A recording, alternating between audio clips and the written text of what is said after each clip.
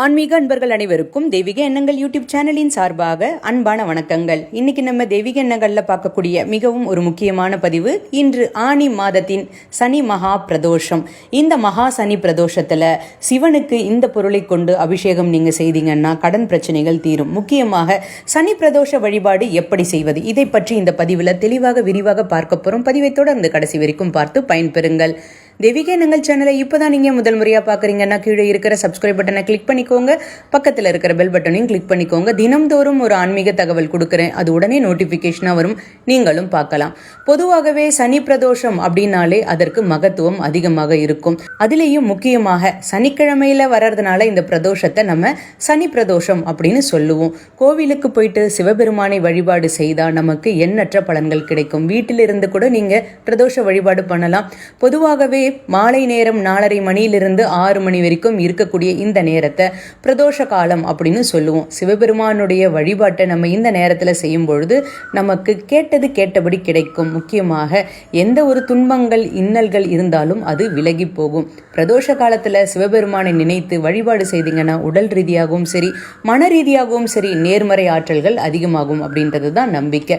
அதனால இந்த மகா சனி பிரதோஷத்தை யாரும் தவறவிடக்கூடாது. ஒவ்வொரு நாளும் பிரதோஷ காலங்கள் மற்ற நாட்களில் வரும், அதற்கு தனித்தனி பலன்கள் இருந்தாலும் இந்த சனி மகா பிரதோஷத்திற்கு ஒரு விசேஷமான பலன் இருக்குன்னே சொல்லலாம். சனி பகவானுடைய தாக்கமும் குறையும், நமக்கு பாதிப்புகள் இருக்காது. தீராத கடன் பிரச்சனை தீரணும், சிறப்பு வழிபாடு நம்ம செய்தே ஆகணுங்க. இந்த தீராத கடன் பிரச்சனையை தீர்வதற்கு நம்ம என்ன பண்ணணும் அப்படின்னு பார்த்துடலாம். முதலில் வீட்டில் எப்படி வழிபாடு பண்ணுறது அப்படின்னு பார்க்கலாம்.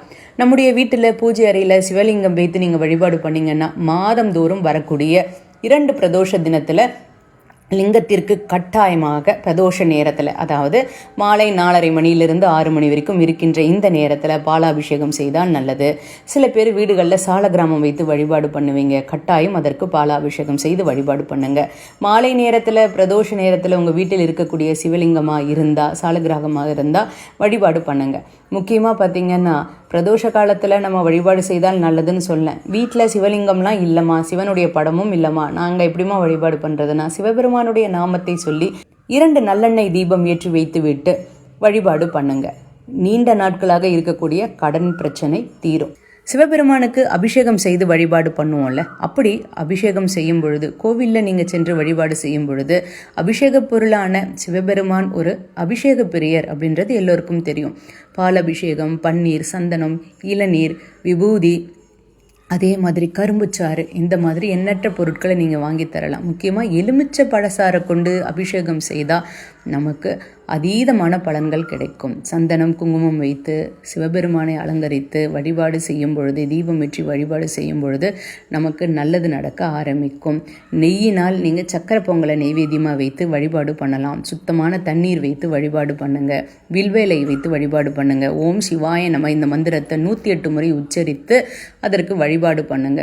உங்கள் வீட்டில் சிவலிங்கமோ சிவபெருமானுடைய திருவுருவப்படமோ எதுவுமே இல்லைனாலும் பரவாயில்ல, நீங்கள் என்ன பண்ணுங்கள், நான் சொன்ன அந்த 2 விளக்கு வேற்றி வைத்து விட்டு நந்தீஸ்வரரையும் மனசில் நினச்சிக்கிட்டு வழிபாடு பண்ணுங்க. அடுத்தது கோவிலுக்கு சென்று வழிபாடு பண்ணும் பொழுது சனிக்கிழமையான இன்று நல்லெண்ணெய் தீபம் ஏற்றி வழிபாடு பண்ணணும். சனி பகவானுடைய தாக்கம் குறையும், பலன்கள் அதிகமாக கிடைக்கும். கேட்டது கேட்டபடி கிடைக்க ஆரம்பிக்கும். நம்பிக்கை இருக்கிறவங்க இன்று பிரதோஷ காலத்தில் மாலை நேரம் 4:30 மணியிலிருந்து 6 மணி வரைக்கும் இந்த வழிபாட்டு முறையை பண்ணுங்க. ஓம் நமச்சிவாய் என்ற நாமத்தை சொல்லுங்க. அபிஷேக பொருளாக இந்த எலுமிச்சம் பழத்தை வாங்கி கொடுங்க, கரும்புச்சாறு வாங்கி கொடுங்க. இதை எல்லாமே செய்து இன்று மாலை நேரம் சனிக்கிழமையாக இருக்கக்கூடிய இந்த நாளில் நீங்கள் வழிபாடு செய்தீங்கன்னா சிவபெருமானுடைய ஆசீர்வாதம் உங்களுக்கும் உங்கள் குடும்பத்திற்கும் கிடைக்கும். முக்கியமாக கடன் பிரச்சனை அப்படின்றது இருக்காது. இன்றைய தினத்தில் இந்த வழிபாடு யாரெல்லாம் செய்கிறீங்க அப்படின்றத கமெண்ட்டில் சொல்லுங்கள். இன்றைக்கி முக்கியமாக 27, இன்றைக்கு சனிக்கிழமை 27/6/2026 சனி பிரதோஷம் வந்திருக்கு. அனைவரும் தவறாமல் சிவாலயங்களுக்கு சென்று வில்வ இலைகளை கொண்டு சிவபெருமானை வழிபாடு செய்யும் பொழுது பலன்கள் கூடுதலாக கிடைக்கும். வாழ்க வளமுடன். ஓம் நமச்சிவாய. அனைவரும் கமெண்ட்டில் சிவசிவான்னு டைப் பண்ணுங்கள். சிவபெருமானுடைய ஆசீர்வாதம் பரிபூர்ணமாக கிடைக்கும். வாழ்க வளமுடன். இந்த வீடியோ பிடிச்சிருந்தால் லைக் பண்ணிக்கோங்க. உங்களுடைய நண்பர்களுக்கும் உறவினர்களுக்கும் ஷேர் பண்ணுங்கள்.